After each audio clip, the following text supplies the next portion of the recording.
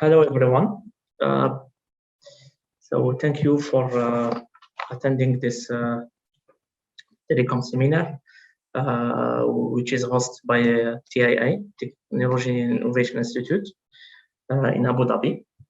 So I am Fouzi Boukalfa, researcher in IOV, Internet of Vehicle, and I am delighted today to welcome Professor Paul Muhlethaler. Professor Paul Muhlethaler, I will present him in. He's graduated from the Ecole Polytechnique in 1984. He received his PhD in 1989 from University of Paris Dauphine, and his ability in 1998. So Paul started at Inria in 1988, where he's now a researcher director. So his research topic focused on protocol of networks with a specialty in wireless network. He has worked extensively at ETSI and IETF for the HiPERLAN and OLSR standards. And he was one of the authors of the first draft of the OLSR protocol in 1997. He is currently taking a keen interest in European standardization for vehicular networks. Another important aspect of his activities concern models and performance evaluation. He was the first researcher to carry out optimization of CSMA protocols in Multihop Ad Hoc Networks. So they'll be highlighting the importance of such optimization. He worked with Professor Baccelli and Blaszczyszyn. He designed a complete model of an Aloha multi-hop ad hoc which led to design of one of the first multi-hop ad hoc network offering throughput scaling according to Gupta and Kumar's famous law. So he is now particularly interested in gaining thorough understanding of achievable performance of multi-hop ad hoc networks and tracking all the possible way of optimizing such network. In 2004, he received the prestigious Science and Defense Award for his work on mobile ad hoc networks. So Paul, if you accept that we record this session, the floor is yours. Can you hear me? Yeah, now I hear you. Okay. Yeah, so if you accept that we record this session, yes, of course. Okay. Sorry, just I would like to apologize because I am not very completely ready for these presentations. I was in short, I had some problem in my agenda, so I will do my best, but I have not understood exactly the good schedule at the beginning. I thought it was at Paris time, so I apologize. So, can you see the plan of my presentations, or you have to share again? I share again. Okay. Yeah. Yes. So I will talk about some state of the art of VANETs, and I will review some studies that we did at Inria and Vedecom with three of my PhD students, Mohamed Aded, Younes Bouchala, and Fouzi Boukalfa, who was my last student. Not my last because I have a girl just after him. So the plan of my presentation will be a short introductions. Then I will introduce VANETs, architectures, ITSG5 and cellular, the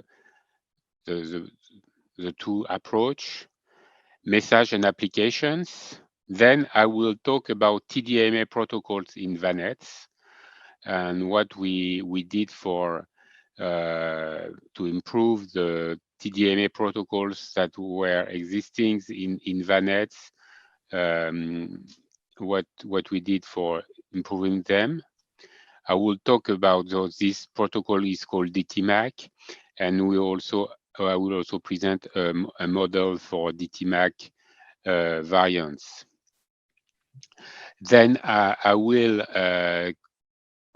speak about protocols, CSMA protocols for VANETs. I will propose some broadcast announcement, and then I will introduce two main subjects: is adaptive carrier sense and active signaling, and then very short conclusions. So really, VANETs are major issues. Why? Because we have still 1 million people killed each year in road accidents, and 50 million are injured or disabled. So that is a very impressive. That are really impressive numbers, and we have to find solutions to decrease these numbers. Of course, we have passive systems like seat belt, ABS, but they have reached their limit, and we state that they are not helping much now to decrease the two figures I have given. And another thing which is very important is that the severity of accidents could be very significantly reduced if the driver is warned half a second before the impact. So really, it's possible to do something if we have a better knowledge of all the surrounding of the of the accidents, the surrounding of the vehicle involved in the accident. And there is a lot of hope placed in VANETs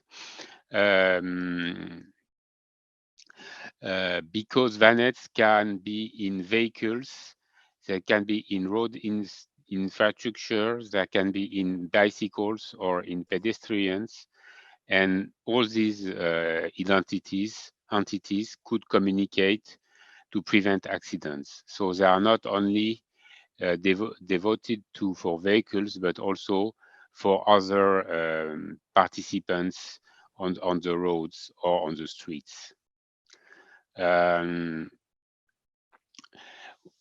Of course, we have some architectures and communications.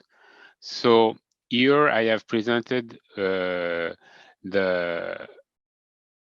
VANETs communications. You could have vehicle-to-vehicle communications, but you can also have vehicle-to-roadside units. So roadside units are some communicating entities which are connected to the internet and which can play a great role in in VANETs.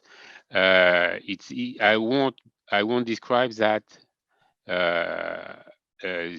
for these presentations, but I have worked with another students. It's possible to collect all the information sent by RSU and to do machine learning with that, and that can be quite fruitful, either to solve problems such as locations problems, but you can also solve problems to also predict or to give a probability of accidents, and that can be also helpful. But I won't speak, I won't describe these issues today, maybe for another presentations. In VANETs, you also can have either communications, for example, vehicle to bicycles or vehicle to pedestrians. So it's really an ad hoc network, a mobile ad hoc networks, which means that it's really built on demand. And you can also create a lot of communications between all these entities. And with that, we can expect to warn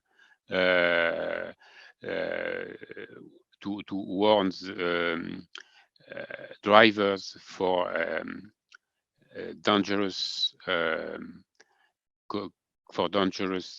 situations. Is everybody listening to me well? Yeah, Is it it's good? So sound yeah, is it's good? good. Okay. Yeah, Okay, very good.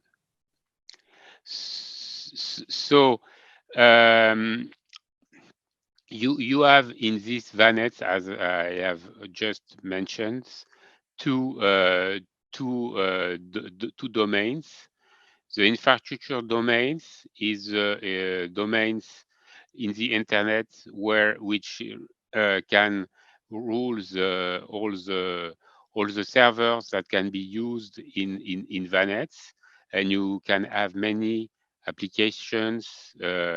For example, to ease the traffic of vehicles, or to find alternate roads when there is some traffic jams and so on. So you can have servers with a lot of computation power to help the drivers. And you have the ad hoc domains, which will be more which is about connections of vehicles to vehicles, or vehicles to pedestrians, and you can you can have also many technologies. For example, between vehicle to vehicles, you can have 802.11p standards, or it could be also 802.abg, but it would be more likely to be 802.11p because it's really devoted to VANETs. And you can also have other wireless communications technologies, as cellular to vehicular communications in the infrastructure domains. But we have to notice that the RSU can be also connected to vehicles using 802.11p. So there are many technology we have to collaborate to ensure the connectivity of the vehicles. It is to be said that the administrations have given a significant amount of megahertz as bandwidth for 802.11p to be used exclusively for VANETs. So that is a great hope that there will be deployments of this technology. But apparently we are not seeing much things in the world about that. So, as I've already said, you have the ad hoc approach, which means that you don't have any operators to rule to rule the access, or to rule and to manage the spectrum. This could be 802.11p or ITS-G5 in Europe, or even 802.11 ABC, but that is less likely. This is important. This part of without operator. I think it is interesting because it's easier to play with, because as I will present, we can also have cellular with operator. It can be cellular V2X, 4G, or now 5G. But it's more difficult to tackle these issues because what is really inside the network, which is the scheduler, is not usually not described by the standard, but left to the manufacturers of the networks and to the operators. So it's more difficult to do very dedicated studies in this area.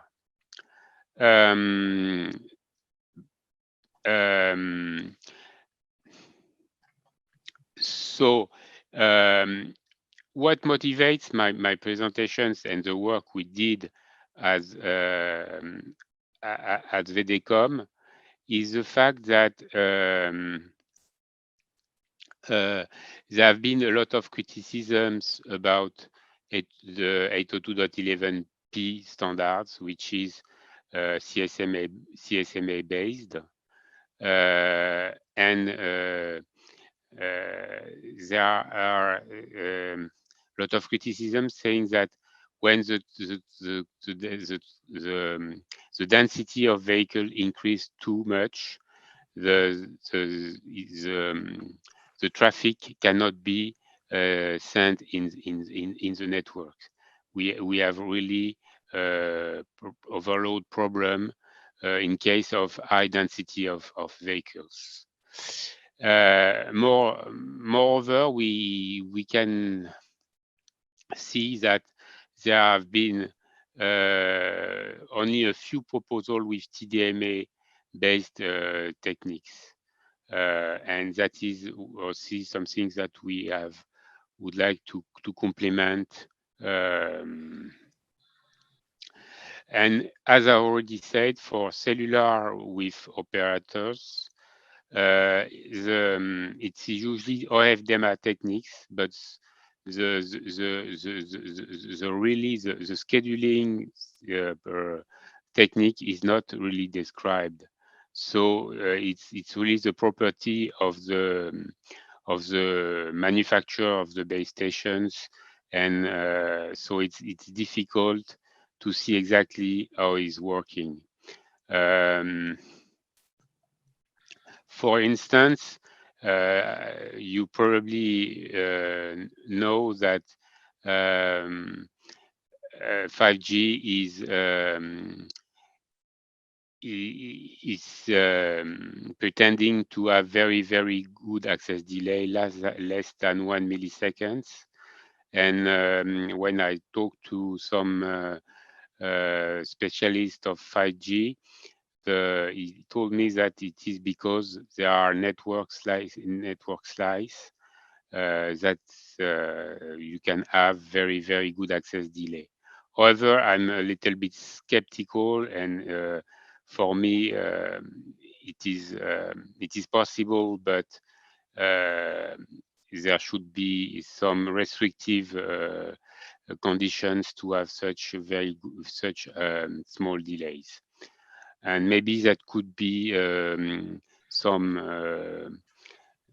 area on which we can collaborate in the future. This cellular to operate vehicle to V2X communications.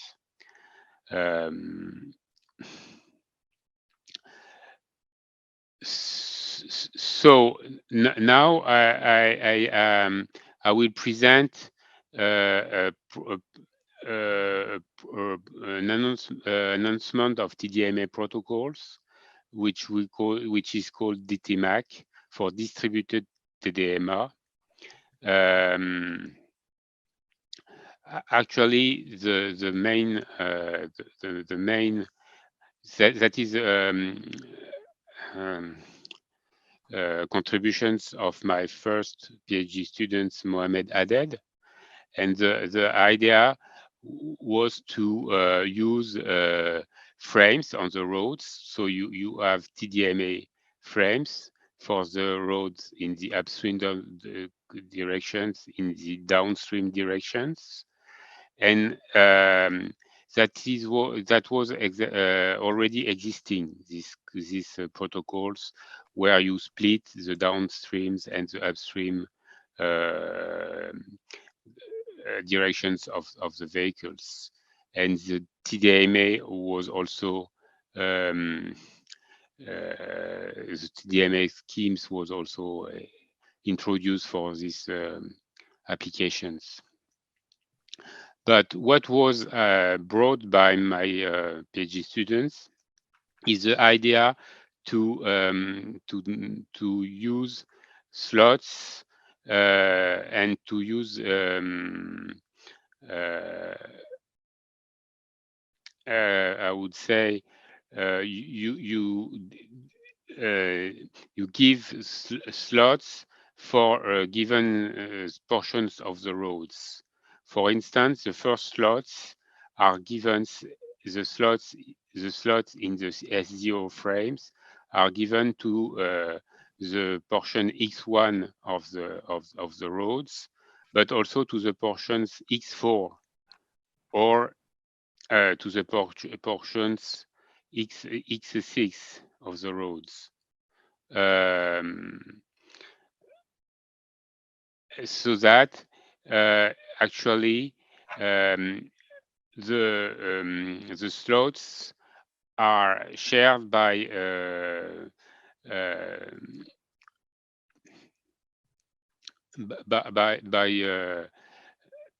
sections of the roads which have the same number modulo 3. So doing so, you can have a better control of the access, and it reduces significantly the access and merging collisions. So moreover, but it was already existing, you have in the frame, you have some field indications. The frame information structures in the slots. That is that before the data you sent on each slots, you have the structure of the frame seen by the stations, the vehicles. So you have the node. If a slot is used, for example, slot S1 is used, you have the node ID of the slots you have seen on these slots. You have the status.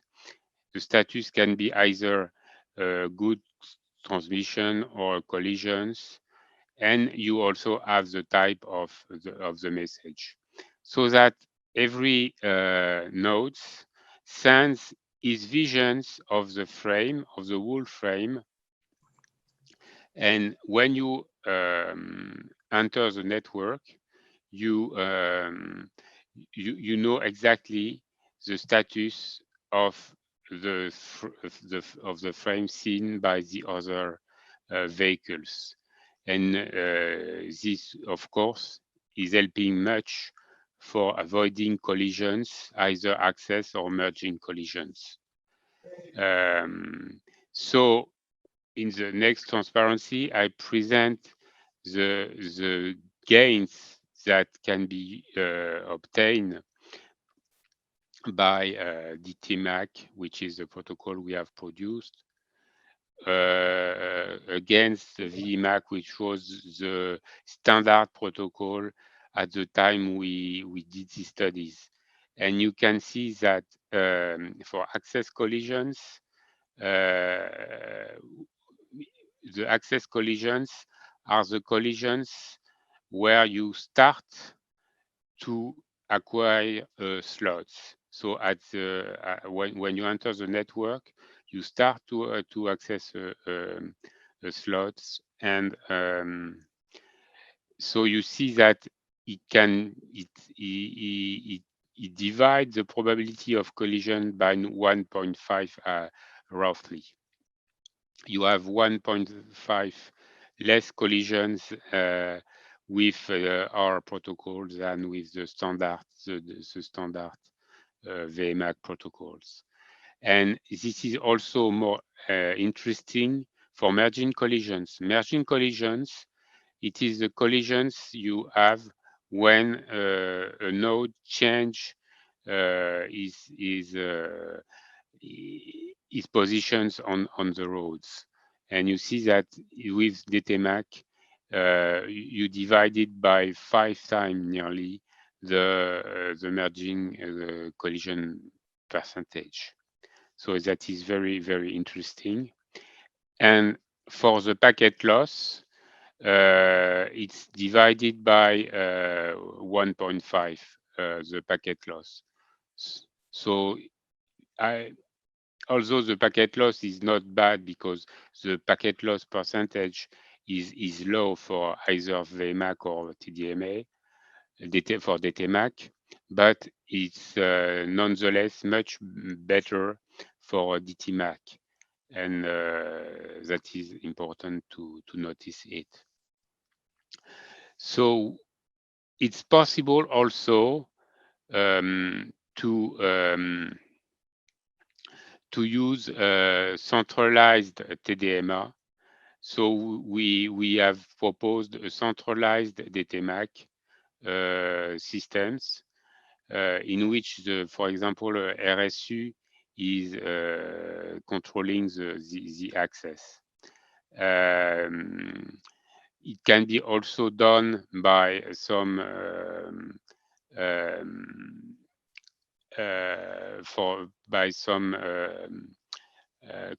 cluster heads, and in such a case you have a centralized base, a centralized like approach for DTMAC.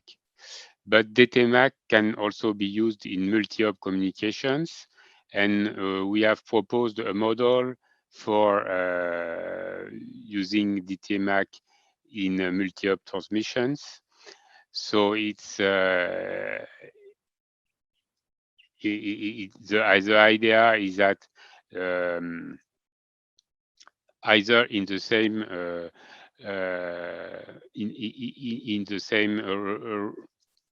in the same segment, road segments, or in the next one, you can transmit retransmit your packets and make multi-hop communications. And it's possible using some, I would say, elementary probability techniques to compute the access delays. And the access delay is given by mean of D, which is given in this formula. And you also have the probability of losing a packet so that it can occur that you don't have any relay to forward your packets. In that case, you lost your packets. And also using techniques, standard techniques in probabilities, you can derive these probabilities. And we see that the model, we have compared the model with existing with simulations, and we see that even though the variance of the results on the simulations is not negligible, we find a very good approximations. We find very good matching of the simulations with the analytical results. It's also possible to the first curve is with your area occupancy, which could be roughly compared to the load of the networks. And on the right curves, you have the source to destinations average delay, and you see that also the models the analytical model is quite good. And for the probability of for the packet loss.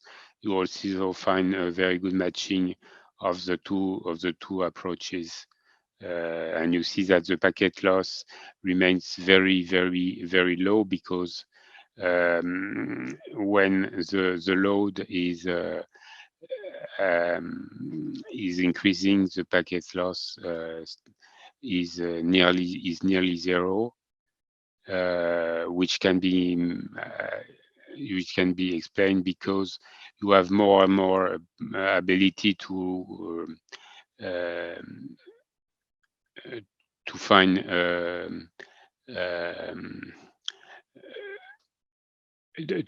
to find relays on your way. So your probability of losing of packet loss is very low. So I encourage you to see the if you are interested in these subjects, you can type Mohamed Aded and DTMAC, and you will find all the work we did on this protocol, and all the evaluations we have carried out around these protocols. You will find also more details about the protocols, because I have been quite quick to explain how it works. So if you want to deepen your knowledge about these protocols, you can find all that on the web. The articles are on HAL, and you will freely download them. It's not it's really easy to find them. Now I am leaving the TDMA based protocols for VANETs and the study we did for them, and I will speak about broadcast CSMA systems and CSMA based protocols for VANETs. So there is a list of what we published. So the first presentations, the first studies is the analysis of broadcast strategies in 802.11p, and the other articles concern adaptive carrier sense and neighborhood communications in VANETs. That is, I think, a major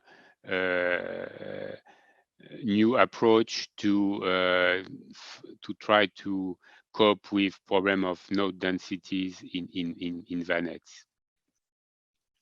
So for the first subject, which is the broadcast, the improvement of the broadcast strategy, I will only give you some hints about how it works. The idea is to require an acknowledgement for a random of your neighbors. So when a node is transmitting a broadcast, it just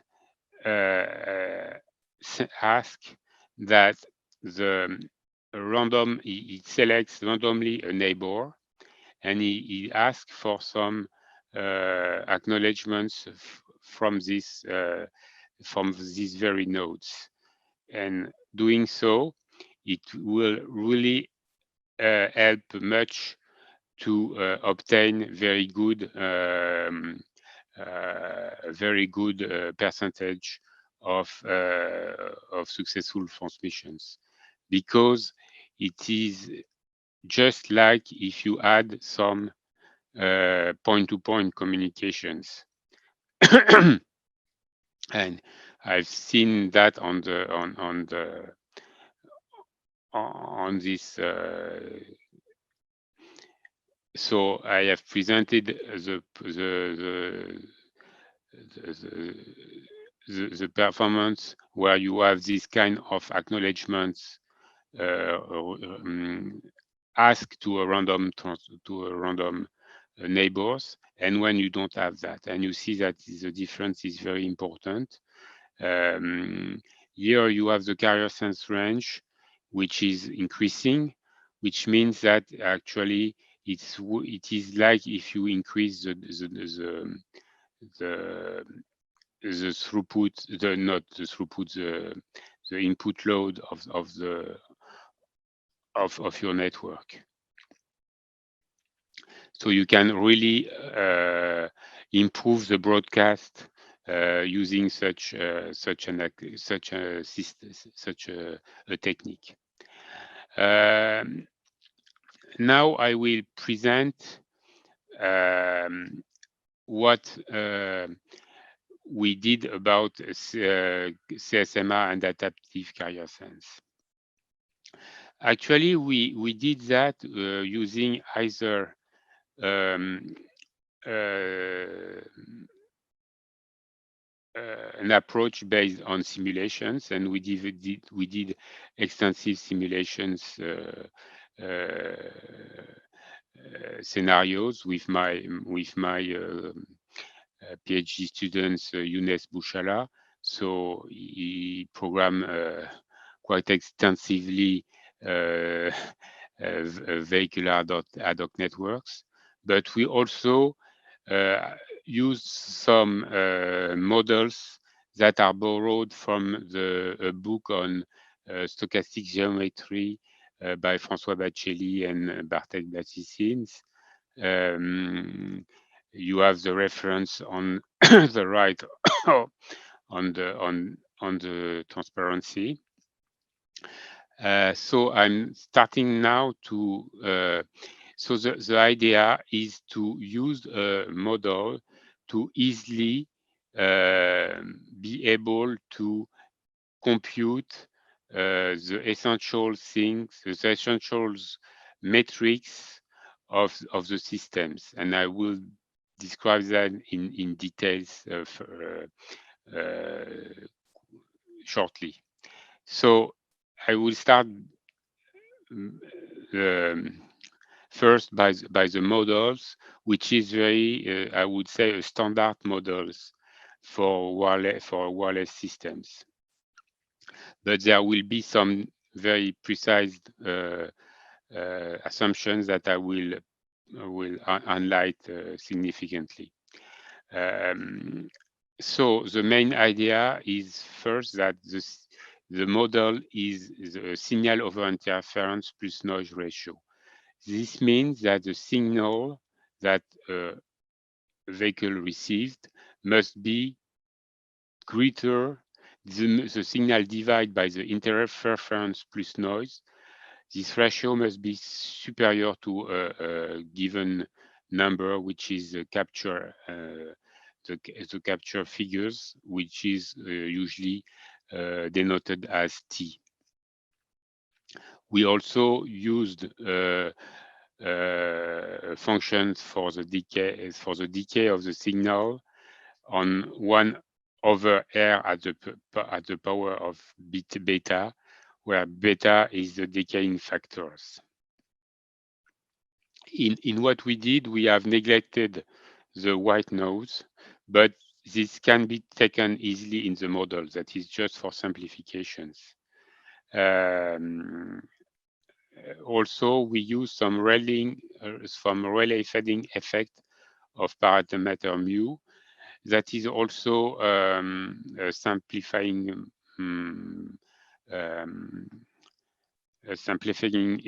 hypothesis. This can be also changed for any fadings, but the computation could be more complex in that case, and you will require some Maple computations of integrals in that case. It's more complex. It's not impossible. It's more complex, and we have also a Poisson point process of rate lambda. Usually, if lambda is also constant, so So the poisson is uniform, is homogeneous. And we also suppose that the receiver is defined and is not in the Poisson process. It is a node that you just add at a distance r. I will explain that later a bit more.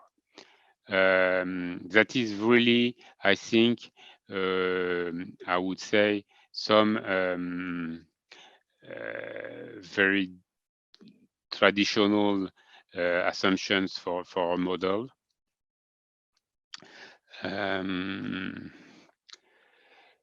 I think it so here it's a this model is a binary model, because either you received it means that the signal over interference plus noise ratio is greater than T, or there is a collisions in the opposite case. I think it could be, but I have not checked that because I was short of time. But I think it could be also enhanced by some better model, but based on the Shannon law. I think it can be checked on the literature. I think it could be also generalized. But in our case, we are not considering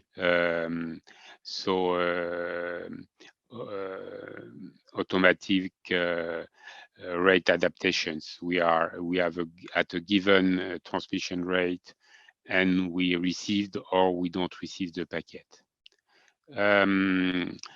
What I think is new and is interesting is the CSMA model.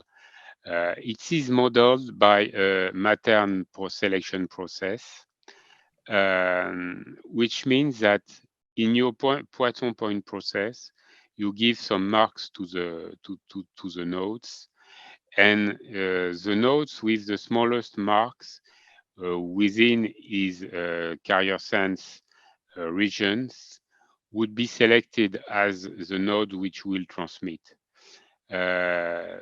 So it is quite normal. The mark of the nodes could be understood as the back off time of the nodes, and you can select within a given area the nodes with the smallest back off. That is really acceptable when you know how a CSMA protocol works. However, you can see that there is some tricks in these models.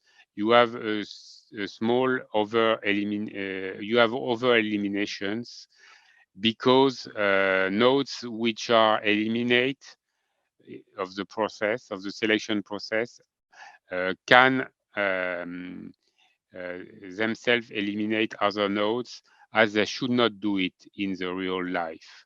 So it leads to a small underestimations of the density of the transmitters. However, this is very nice systems to analyze the CSMA protocols. And you doing so, we can compute the following figures. So we denote by lambda the density of the nodes, by PCS the carrier sense thresholds, R, and R is the distance between the transmissions and the reception. The probability of transmissions, it should be computed, because it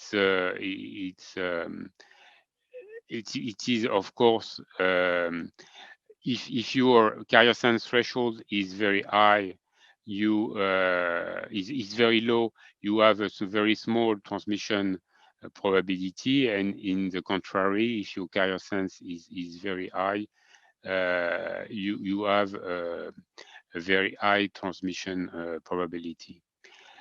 We denote by PC P of C, the probability of capture at distance r. And the density of transmissions is the product of the density of the nodes, the density multiplied by the probability of transmissions and by the probability of capture at distance r. So you have two things to compute in this formula. You have to compute P and PC. P is strictly it is actually the probability of transmitting if you have a carrier sense threshold at a given level. So it can be computed using the Campbell formula, and you see that P is linked directly by a simple formula to the number of neighbors.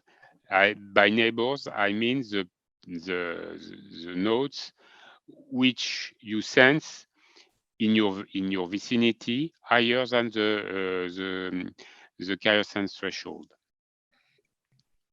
So you have this formula, and then you have more complex formula. I'm sorry for the for this difficult formulas. Actually, H is more or less exactly the probability to be retained in the selection process of CSMR. So this selection process of CSMR, as I've already described, is modeled by a Mattern selection process. What is the probability to be retained if you are at distance r of a node which is already retained in the selection process? So it can be computed. It's also some it's not very difficult. It appears difficult, but you can, if you go and see the reference of the book, you can be able to derive it and to understand it. And it can be done in the book. It's done in 2D networks for planar networks, but it can be also done in 1D networks. And when you have that, it's quite easy to compute the probability of capture, and that is more or less the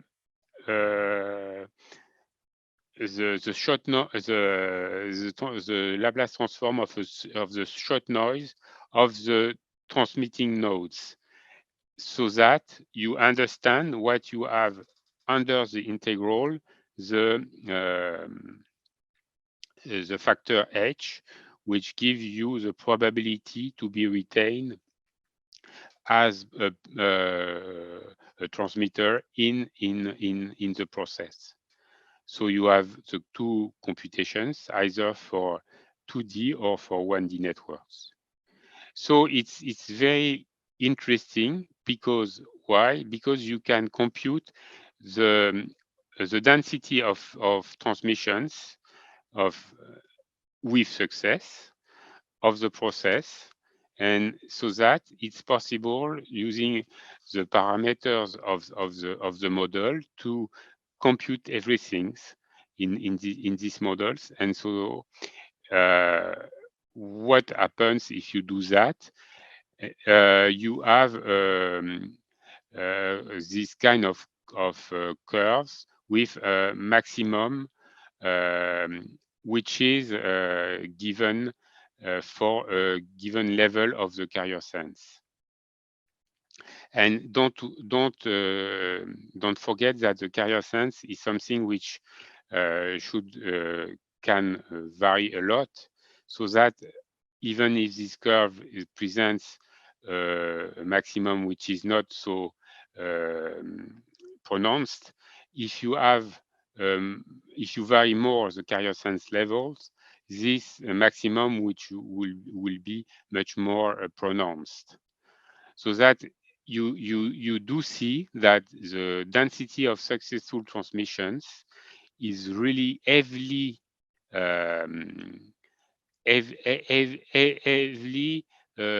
concerned by a good suitable value of the carrier sense thresholds. You can really improve the density of throughputs very significantly doing that. And that, I think it's very interesting, and that is I think quite profound results. The idea is that we will leave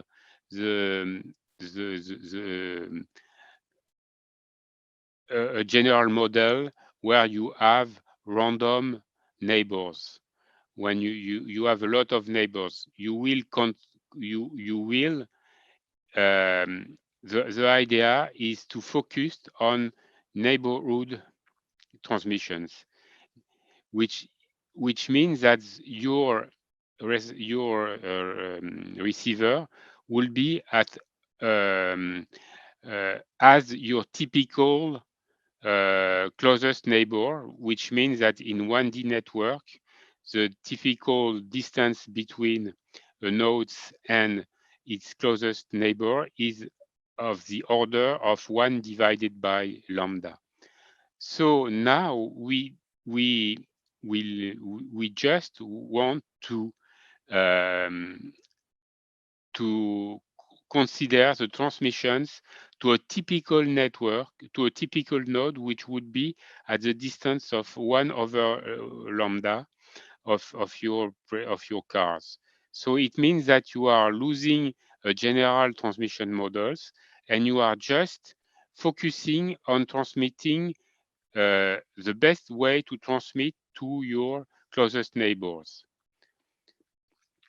And that's when you do that, you have all the materials, either if you do simulations, but with the models I have presented, you have the models. It's easier to compute the density of traffic you can have in that case, and you can see that there are some kind of miracles. The miracle comes from the fact that in blue you have the density of transmissions when you optimize the transmissions to a closest neighbor. So you have two nodes which are at distance of your typical closest neighbors, and you see that with in the density of nodes, this curves is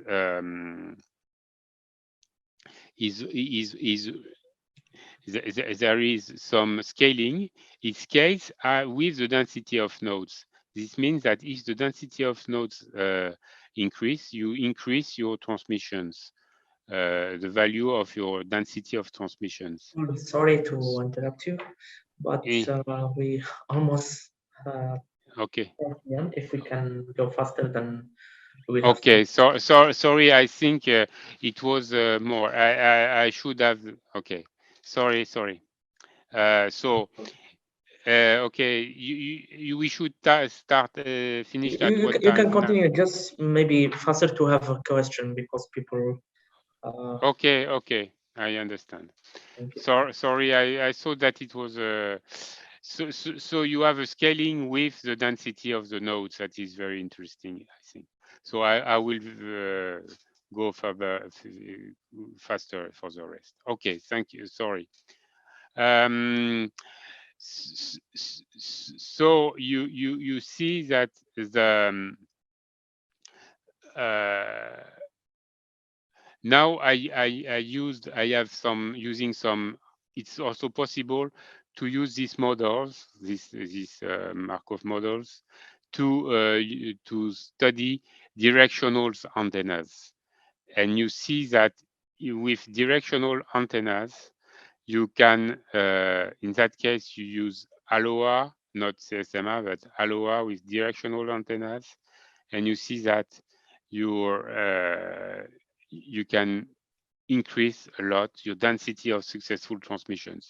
That is really the same models with slight modifications, but the main idea is always the same, is to use these formulas and these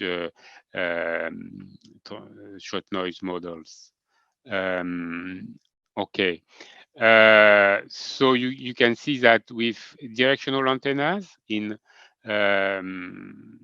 in that case with CSMR, you can also have a gains around 2 times for the density of successful transmissions in a vehicular radio networks, and that is with the carrier sense.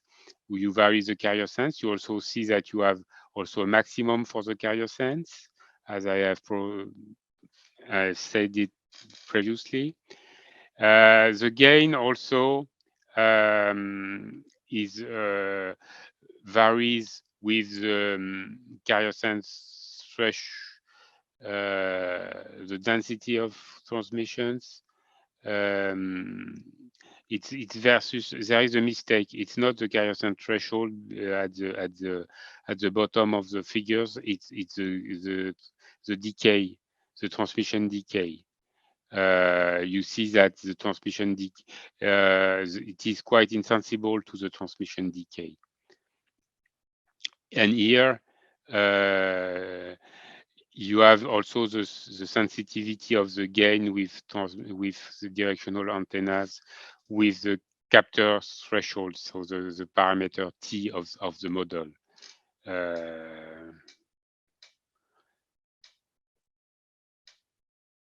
Okay. Now I will tackle the last issues. Is okay, we have CSMR, we have been able to optimize CSMR and to do neighborhood communications. And the next idea is how can we combine TDMA and random access schemes? And it's possible to do it in with active signaling.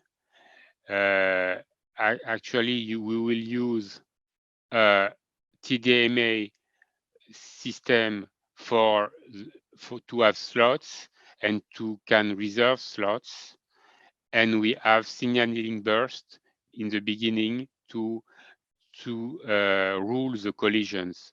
And the main idea of the signaling burst is an active signaling process. It's like a generalized CSMR.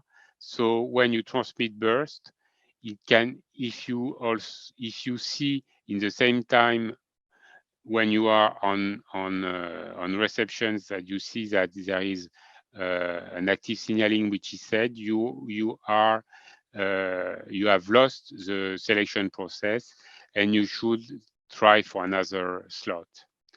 So that is, this active signaling is a very, very efficient technique to select a winner in a contention phase. So I will go very briefly, say that it's possible using generating functions. It is a very good and very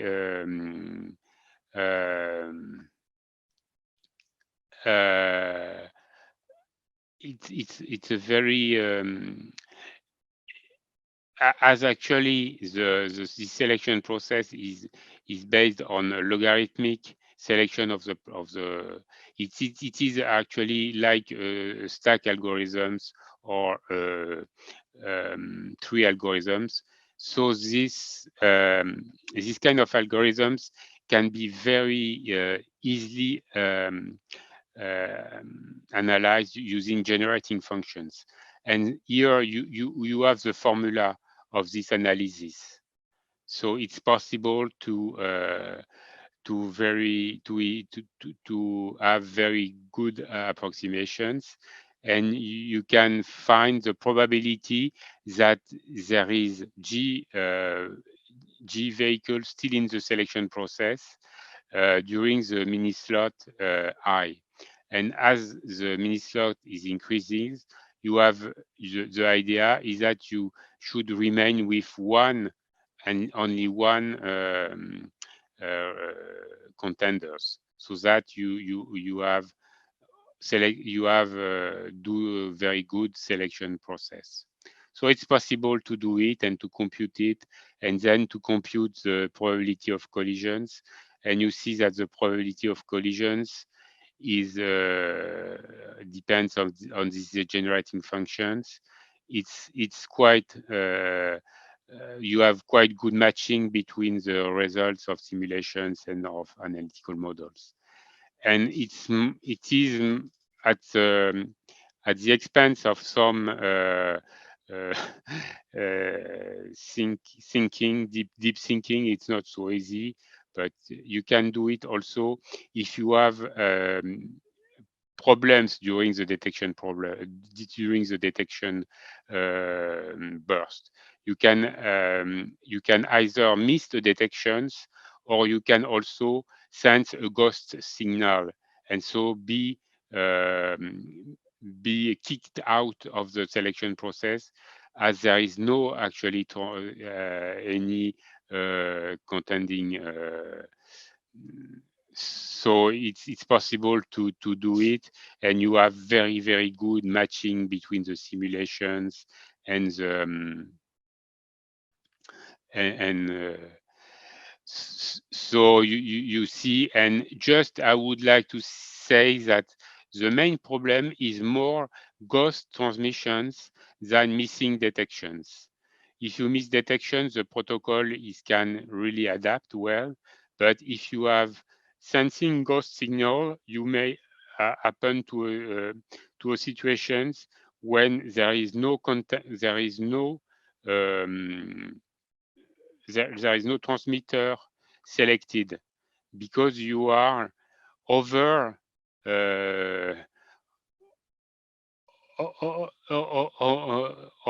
fired from the selection process, and that may happen that the slot is not acquired by any vehicles. That is the problem. So that is the main problem is more ghost signals than the missing of signals.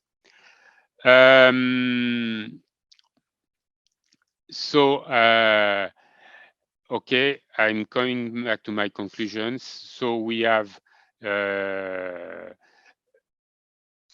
improved many existing protocols. We have exposed broadcast. We have proposed TDMA protocols for VANETs. We have also optimized the carrier sense and proposed neighborhood communications. We have proposed a mix of TDMA approach and random access with the active signaling systems. And this scheme is particularly suitable for low latency access, low access collisions, and can be used in combinations with VLC, visible light communication systems. So I think I missed some of my transparency in the I'm sorry, I did this presentation quite. I was a little bit hurried to do it. I will be pleased to respond to questions. And my main idea is that I think I could, even it's very difficult, but I think some desirable things now is to try to work on cellular vehicular communications. Well, thank you, Fauzi, for the invitations, and I will be pleased to answer questions if any questions. Thank you, Paul, for this very well presentation and for accepting our invitation. Just check, there is no question. I will ask me question as I guess. So first question is, you present the two scheme for MAT protocol for V2X for a vehicular domain. How can be the coexistence between TDMA and CSMA CA based? Because in the new standard in ETSI, they propose to have the interoperability and coexistence with the two technology? I think that there is one paper when we study that. I think that CSMA is very well adapted to cope with TDMA protocols. So I think it's not a problem, but the TDMA would have some advantage on the CSMA because it's more. Yeah, it's clear that you show better performance in terms of access collision. Yes. So And also in case of to have the access to the network, the TDMA, even more if it use the active signaling schemes, it is more advanced than the CSMA to gain access to the network. That's true. And also, my second question is, we see that with thanks to the active signaling, and the DTMAC, we enhanced the level of access collision. So, can we explore the same technology? I mean, active signaling for 5G, for cellular, for CV2X? Yes, I think so. I think it's. I know the slot is frequency time, but yeah, I think it could be an interesting subject. It is to be studied. I don't know exactly the response, the performance, but it could be. One other question, I think you already mentioned this, that what affects the regarding the the detection. I want to know what will be the active signaling in the physical layer. I mean, what is the active signaling really by using the standard existing standard?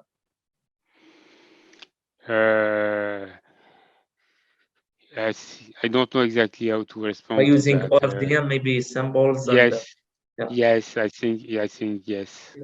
So, from best of my knowledge, for the moment, the energy detection is what is implemented, but it will be enough for regarding the level of false alarm and miss detection that is required by this kind of protocol, or yes, I think so, but I'm not sure. Just last question, I think.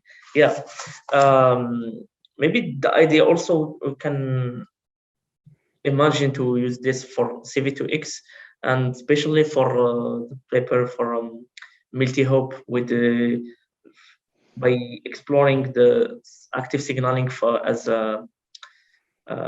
forwarding and routing strategy. So, and I think it's all for me. Thank you again, Paul, for this presentation. And hope we'll have you again with us. Okay. Thank you, Fuzi. I will be pleased to work with you and your team. My pleasure. Thanks. Okay. Thanks. We keep in touch.